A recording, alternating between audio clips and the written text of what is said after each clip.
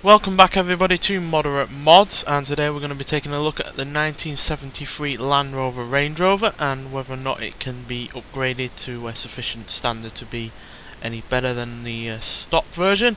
But yeah, the stock version is still a formidable car, especially when you want to talk about off-road capabilities even by today's standards. So yeah, but the on-road capabilities are a little bit less impressive. So yeah, let's get to the circuit and see just what it can do and the kind of power and torque and weight that we have going on with this vehicle. But yeah, being a early 70s SUV, this is hardly going to be the quickest of vehicles, which shouldn't be any surprise whatsoever. We're in D class, like most vehicles on this series.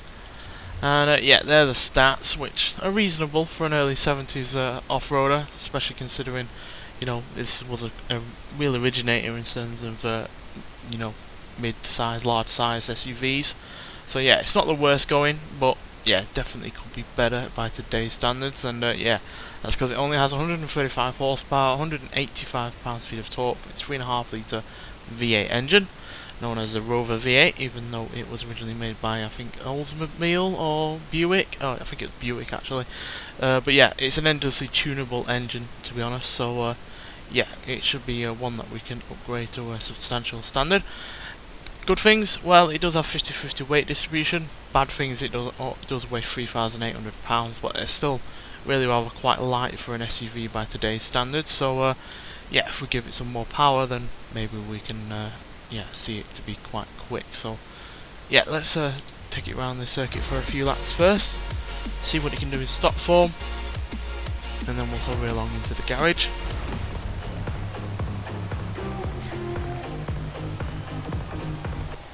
So yeah, don't think it's really going to struggle in terms of handling, just because it doesn't have all that much in the way of power. But it probably will struggle to get off the line and yeah, get up this hill to start with.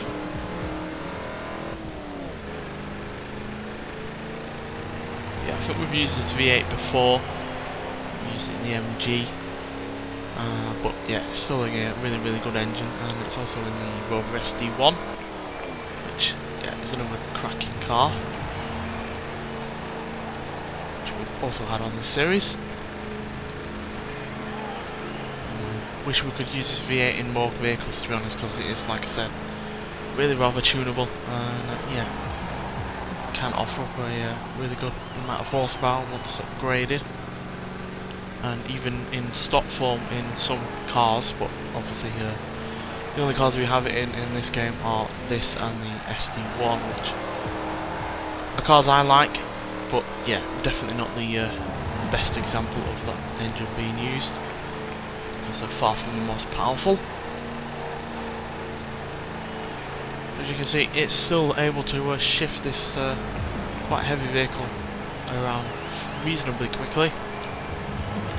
Certainly not the slowest off-roader that you will find from the period.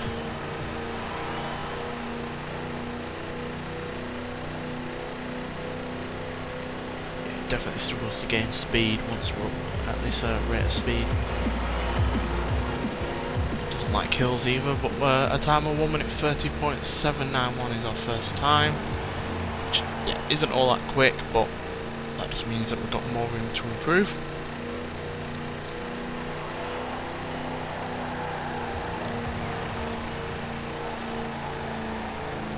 Obviously, being an older off-roader, it's got quite a lot of body roll, which, to be honest, should be expected, given, you know, it's got high riding suspension, and suspension from the time was hardly the most sophisticated, and yeah, you've also got a lot of got a high centre of gravity and a lot of weight on those springs.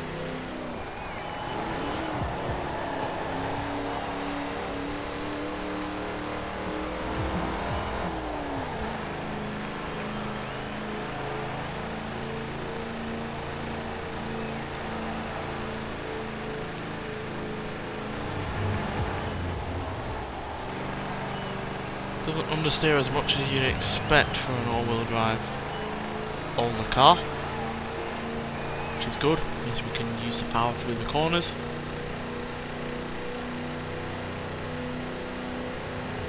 Although as you can see, it struggles to use its power, especially when going uphill.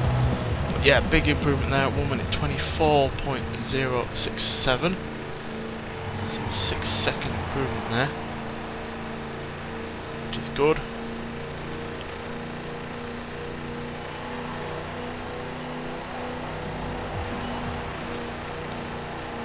It is on the whole able to hold its speed though, which is always a plus.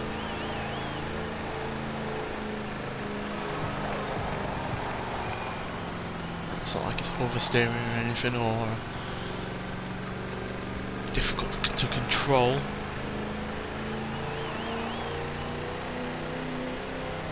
But if we do put more power into it, we're obviously going to have to upgrade the suspension, or at least the handling in general. I prefer not to lower it, because to improve its off-road capabilities, and what's the point in a Range Rover that can't go off-road? Not much, that's for sure.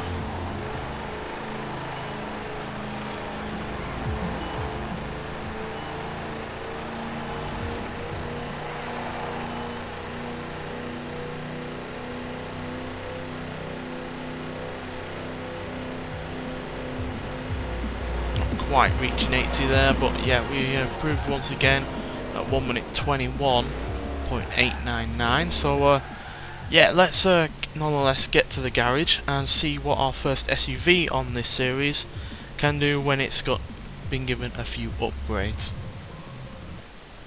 So here is this glorious SUV in all of its yeah, glory, to be honest, and yeah, large vehicle, and yeah, but plenty in the way of practicality even for a two-door version. And yeah, there's the formidable V8 engine as well that we're going to be upgrading. So yeah, let's first take a look at its acceleration and top speed. So yeah, 0 to 16 13.9 seconds, which isn't all that bad, but it can't do 100 miles an hour as its top speed is 95.4, so 95 pretty much. So yeah, not the quickest at the top end, and yeah, can't even do 100 miles an hour, so that's certainly something that we're going to have to solve. So yeah, I think wider tyres front and rear are going to be the order of the day, to be honest. We're not going to go mega wide just because we need some off-road capability still. So yeah, we'll go wide like that. 235.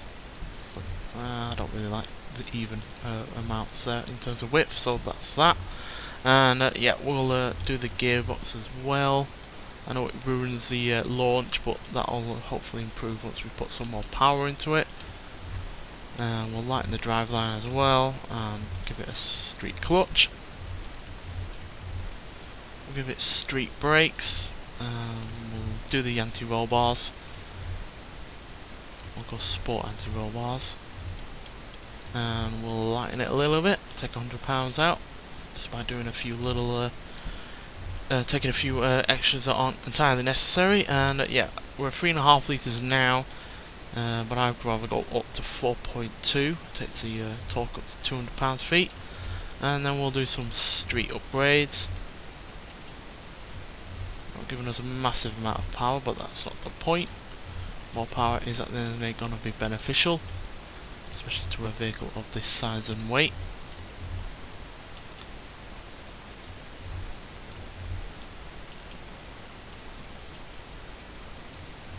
And yeah, we'll do the cams as well. It's not often we do cams, but we need that extra bit of horsepower out of this, to be honest.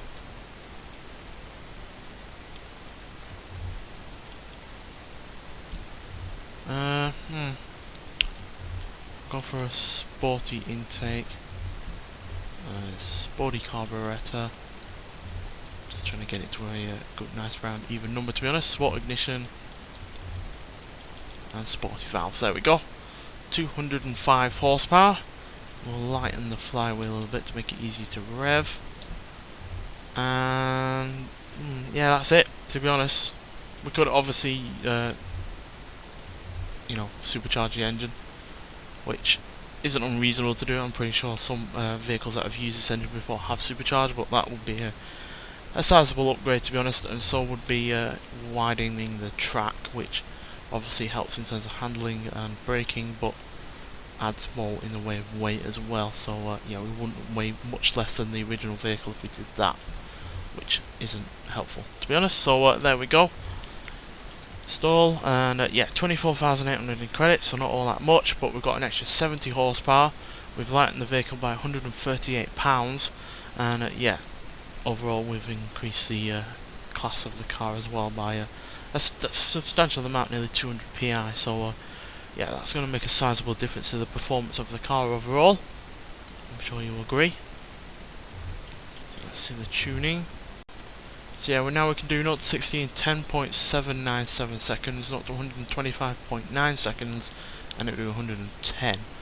But yeah, we can't do the gearing unfortunately because we don't have a race gearbox. But that is still reasonable. It's hardly going to break, in terms of time. It's not going to, be our fastest by any means, but it should hopefully still be a fair bit quicker than a standard car. So let's get back to the circuit and see what this car can now do.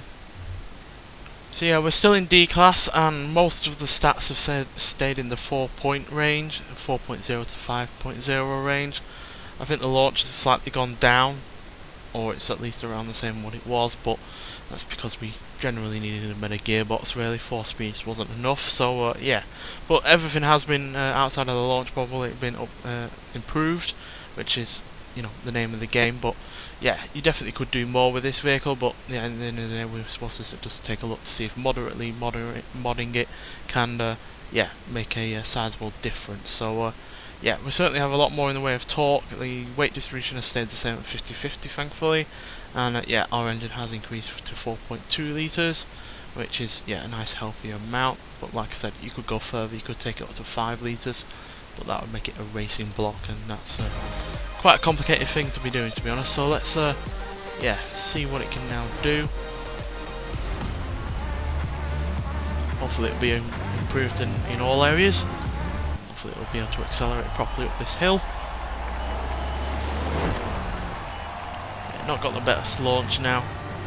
Certainly a little bit worse than before, but being the kind of vehicle it is, I don't think you'd really want a fast launch, especially if you're going to be towing anything with this. Yeah, definitely a bit more sprightly once we get going.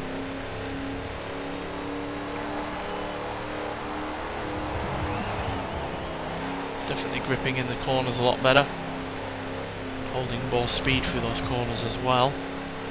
Certainly weren't holding 70 mile an hour for corners before. We are sliding about a bit more as well, unfortunately. That's just because we were being a little bit adventurous.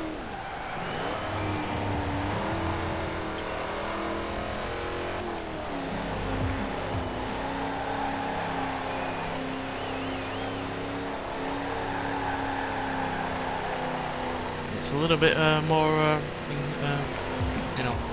exciting because it's sliding about a fair bit. It's not uncontrollable. You can definitely feel that it's got more power going for it. As you can see, we're accelerating way past what we were getting up to before. I think the most we got up to last time was 79 mile an hour. 92 across the finish line there, and a time of 1 minute 21.815. Which means we've already beaten our fastest lap time, which I don't think happens often on this series. It usually takes until the second lap.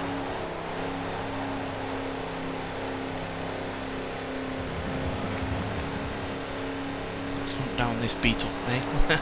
Even though that is not the ultimate goal to beat the ghost, but it is sometimes fun to try to do so, especially in two completely different kinds of vehicles. See if we can, at least improve on our lap time again. What the stock version can do, as well as ourselves in this upgraded version.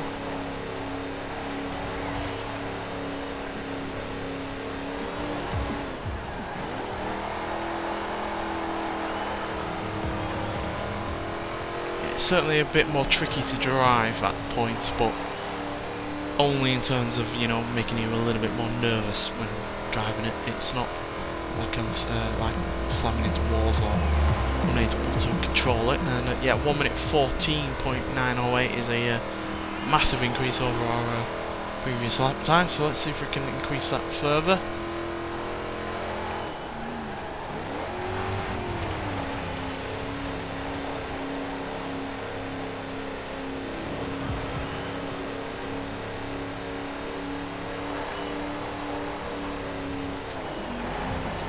Even though we're not the fastest of vehicles around here, and certainly not got the most speed or acceleration or even power, we're a definite improvement over what we were managing to do before.